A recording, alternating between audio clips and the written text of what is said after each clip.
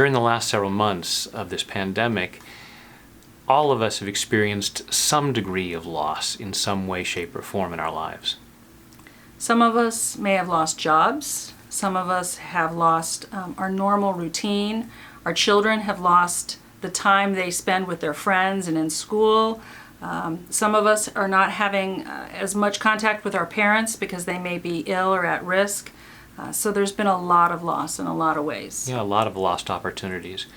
And unfortunately, a number of people have lost loved ones, both of the human kind and of the animal kind, lost pets. And so at some level, most if not all of us are experiencing some degree of grief. And so grief can take a lot of different forms and show up in a lot of different ways. You might not even be aware that you're in some part of a grief process. So Brad and I wanted to get together and talk a little bit about those feelings and how we might tap through some of the blocks to moving on to taking care of yourself in the best way possible. Processing those feelings so they don't block you from being able to live your day-to-day life.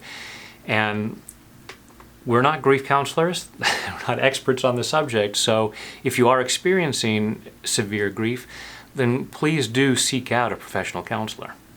We'll be uploading some resources on grief, some contact numbers, but we did want to just talk about some of those things that might help you move along so that you can have your best self-care practice possible even around issues of loss and grief. Yeah, addressing those uncomfortable feelings that might be bringing you down and holding you back, and we wanted to tap through that stuff. Okay, that sounds good.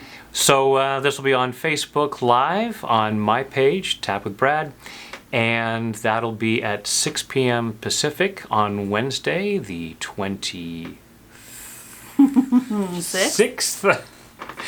And that's 9 p.m. Eastern, and I think it's like 11 o'clock in Sydney or something like that on Thursday. I don't know. Look it up. It'll be right there, but we hope you'll join us and to do some tapping through some of these uncomfortable feelings. Great. Hope we'll see you there.